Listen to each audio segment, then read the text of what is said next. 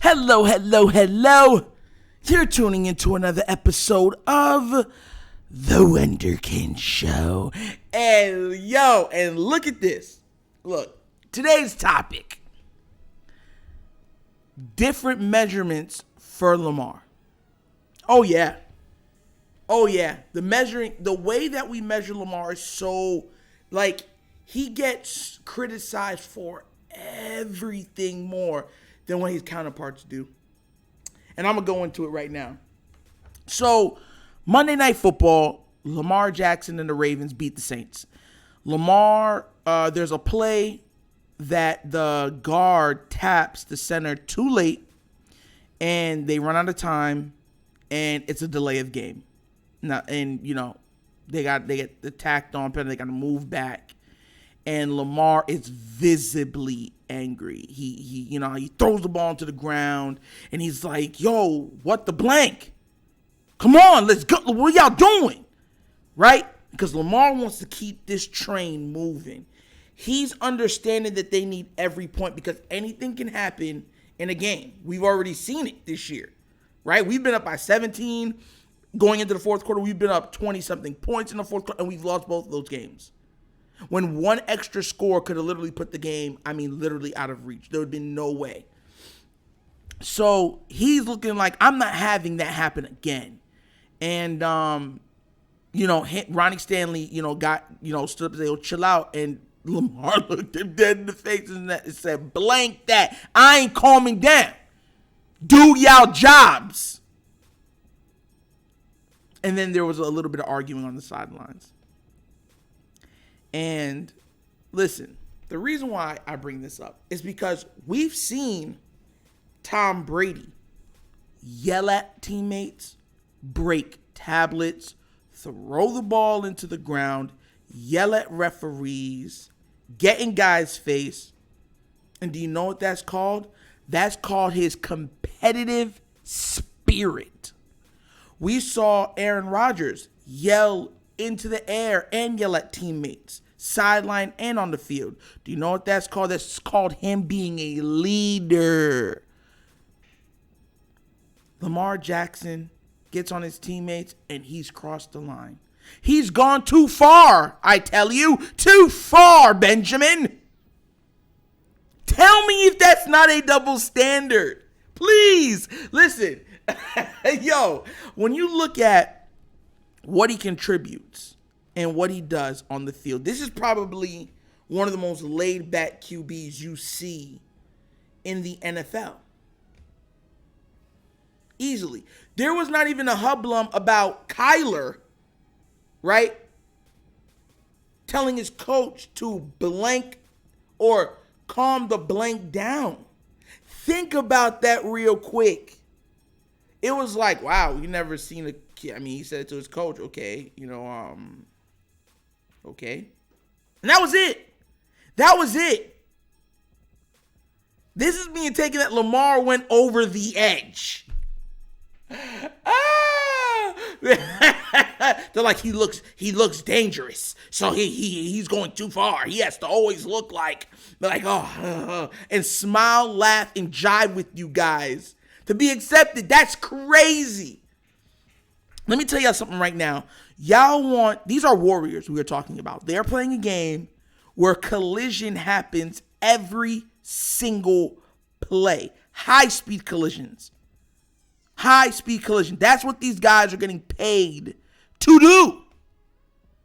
Would you be always calm? Would you be always happy? Huh? Yo! And look, I know some people are trying to make it up to be like he's different this year. Yeah, he's different. He wants his ring. Listen, when you look at a player's career, right? You even in the NBA, you start off, you're like you got that green in your eyes. You're like, yeah, I'm getting paid to do this. This is the life, right? You happy, whatever. But then expectations start weighing on you. The media starts weighing on you. The same media that criticizes Lamar Jackson nonstop is the same media that holds him to the GOAT standard. Right? That's what they do. They hold up every time you ever hear, oh, he don't need weapons. Tom Brady did it. Oh, well, defense and the tight end, Tom Brady did it. Like, he would have won that. Tom Brady would have. That's who he's compared to throughout his career. That's it. When they want to make an argument against Lamar, it's either Patrick Mahomes or Tom Brady that they are comparing him to. That's it. Those are the bars. All the other QBs, it's just a bad game. He's young. He's learning. Lamar, bad game. He can't have feelings. Like, bro, think about this real quick. This is what we want. We don't want these same mistakes happening in the playoffs. In 2019, we literally saw the team collapse around him. And he took all of it on himself. The only player that came to play that day outside of Lamar was Hollywood Brown. The only other one. Lamar was running. He was throwing. There was literally like 3 dropped touchdowns in that game. And like another 3 dropped passes. And not like, he caught it in traffic. I'm talking wide open passes. Right on the money. Big drop. Nobody brought it up. Nobody said, his receivers let him down. The offensive weapons around him let him down. The O-line let him down. I like to remind y'all, in 2019, he was pressured more in that Titans game. He was pressured more than Patrick Mahomes in the Super Bowl. Patrick Mahomes gets a pass for that Super Bowl for how horrendous his offensive line played. Not Lamar. Not Lamar. His teammates dropped like 6 or 7 passes all together, and 3 of them were for touchdowns. He doesn't get a pass for that. He has to make it work.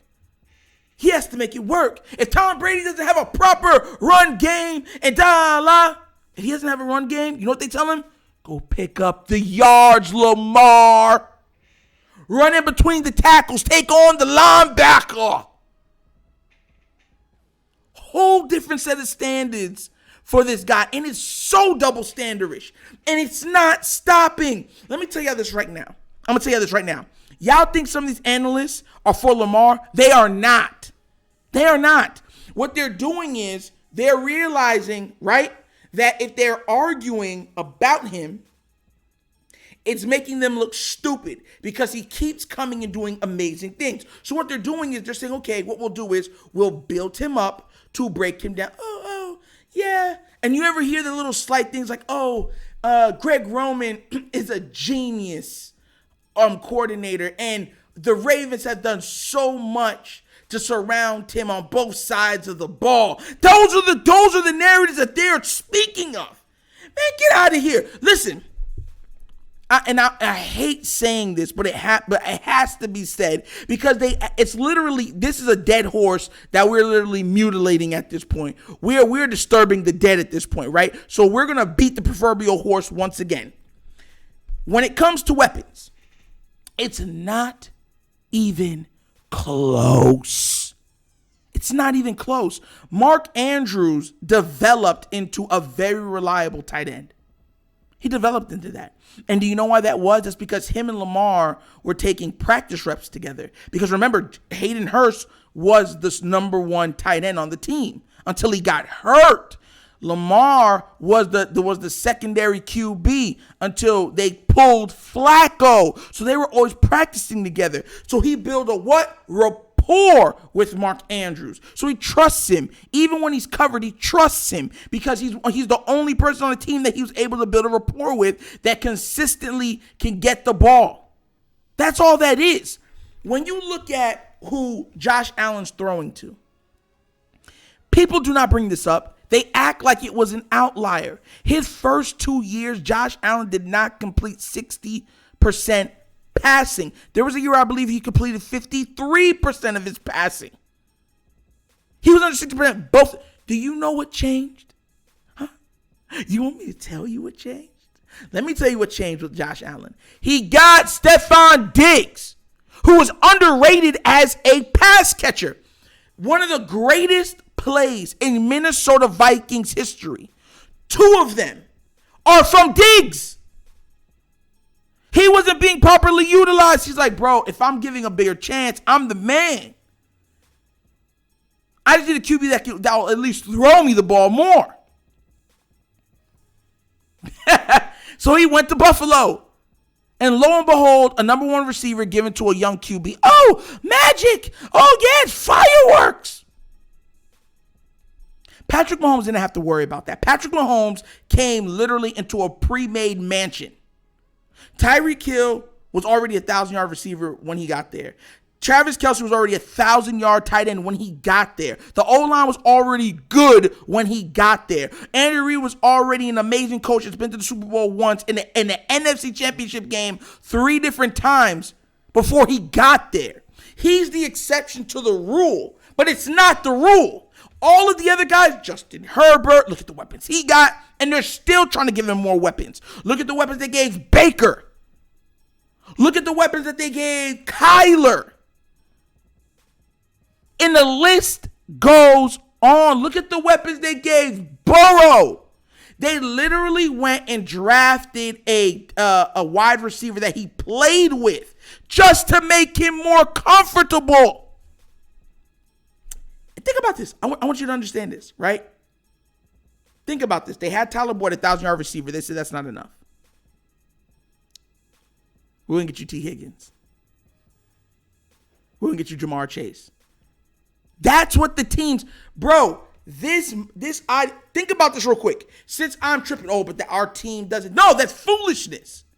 You're supposed to be good at every single position as much as possible. As much as possible. No one is saying for you to go draft Randy Moss or have, even though I would like to have a young Randy Moss or a young Terrell Owens or one of those guys, young Jerry Rice. I would love that. But no one is telling y'all to do that. We're just saying we want a top 10 wide receiver. Not even the top 10. Top 10. Look at the weapons Matthew Stafford was given. You see that, bro? Like, it doesn't stop. QBs throw the ball, and if you want a QB to be great at throwing the ball, right? You get him weapons. Tom Brady's best season came when New England got him Randy Moss.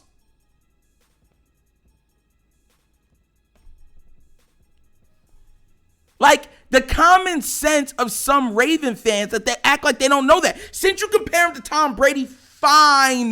Do it. You're arguing and talking to the wrong person because I'll use that argument totally against you. And I don't want to hear, but he won before they. Bro, did you not watch how they got multiple? Like, Tom Brady's first 3, even though he got like the Super Bowl MVP, bro, that team was built on defense and kicking. There were multiple games he had like one passing touchdown. One passing touchdown, one interception, 200 yards passing, they win. Oh, he's great. Lamar, we're not winning with Lamar having that stat line. We're not. I'm letting you know that now. And that's the difference. And even though, and this is another tidbit when comparing him to Tom Brady, even though Tom Brady didn't have the weapons, they had an amazing offensive line. Listen, everyone's saying that the offensive line is playing great right now. Please go watch tape, right? I'm not saying they've been absolutely god-awful like they were last year, but they are not a top 5 offensive line. They are not. Lamar makes them that way. And this notion that y'all act like y'all do not know this is baffling to me. Baffling. Look at the sacks that he's escaping. Look at the one that he got out of when he launched the ball 58 or 59 air yards to Deshaun Jackson down the field. There's people when he does that and then he misses the pass. Oh, how could he not make that pass? I don't know. Probably because he's running for his life. He just, sitting in the pocket easy. And think about how easy this is, right? We've already been given proof that if Lamar is just lets to stay in the pocket and there's no pass rush like that heavy in his face, he completes balls all day. Look at the Colts game. That's the last great time that the offensive line pass pro'd. Look at 2019 when they were pass proing and they couldn't get to him. Dot, dot, dot, dot. Right now, he's having to throw on the move, contorted. But he can still be able to complete it, bro. He's trying. It's not easy throwing like that. He's a contortionist. Look at the way he's throwing sometimes. The only other QB I see that throws like that on the move, on the run, is Josh Allen and Patrick Mahomes. Those are the only other two. And you could throw Kyler in there too. And they miss. Listen, for the game that Patrick Mahomes had, I'd like to reiterate this. He threw the ball 60 times and he missed like 20-something passes. It was not all glitz and glamour. Do you know what it is to say you missed 20-something passes in a game? But volume erases it. The Ravens don't have volume. Please understand this. Don't you get it? Listen, in pure passing situations, Lamar Jackson is one of the top 3 best quarterbacks in the game. But he's not asked to just pass. He's asked to play make. He's asked to escape. He's asked to run. That's what is required of him on this team, and he's doing it without legitimate weapons. Think about that. Listen, I always say this. Do you know how the Bengals overcame their horrendous O-line? They had a crap load of weapons. They're like, okay, if we can't do a 5-step drop and have time to get it down the field, then we have to have guys that can get the ball quickly and make something happen. Boom. You have to have one of the, it's not like you can't just go in there and not have both. But because Lamar can cover up so many weaknesses, so many, it's like, oh, well, he's fine. He's winning. So that's all that matters. That's stupid. That's a stupid way to think. If you're a fan, you're supposed to want your team to do whatever possible to give your team the utmost chance to win. That's just the way it is. This notion that we could keep doing the bare minimum and expecting, think about this, we expect magic. And if magic doesn't happen, it's always his fault. The double standard that is placed on Lamar Jackson to me is baffling. Because there's a double standard, it shows just how amazing he truly is. He's a unicorn. Enjoy him for as long as you can, because he's not going to be in the NFL forever. As much as I would love that. I want you to think about this real quick. Think about how many sacks Lamar escaped on Monday night. Do you know the highest graded Raven was Morgan Moses? Not Justin Houston, which is crazy to me. Justin Houston was only rated 56. Lamar was barely rated anything. His O-line is getting love. And I'm not saying they're trash. I'll never say that. Do not construe my words. But they're not a top 5 O-line. No. Especially in pass pro. They are not top 5. Heck, I don't even think they're top 10 when it comes to pass pro. But they will. This is what they do every single year. They obloviate certain standards to what's around Lamar, and then when those standards fail, they just blame Lamar. I just want parity, fair. If he makes a mistake, fair. He made a mistake. It's a bad throw. It's a bad throw. But if you're not going to criticize those other QBs for it, if you're not going to criticize those other QBs for having outbursts, if you're not going to criticize those other QBs for screaming at teammates, if you're not going to criticize those other QBs for having emotion on the field, then why are you doing it with Lamar? And then you guys will argue that all we do is try to protect Lamar because all you do is try to bring him down. It's kind of common sense at this point. It's kind of common sense. Listen, man. Listen. Listen. I'm gonna be real with you. If he brings his team a Super Bowl, you're not gonna want to hear from me. I swear to God, you're not gonna. There's a lot of Ravens fans y'all are not gonna want to hear from because of what he's went through. But look, that's another episode of the Wunderkind Show. You could be anywhere else in the world, but you're here with Nitro. And I truly appreciate that. Please remember to like and subscribe. Hit that notification bell. And I am out of here. So if I'm out of here, that means y'all got to get out of here too. So once again, another episode of the Wunderkind Show. It's Nitro signing out. And y'all knows my slogan. Peace. And I am out. Yep.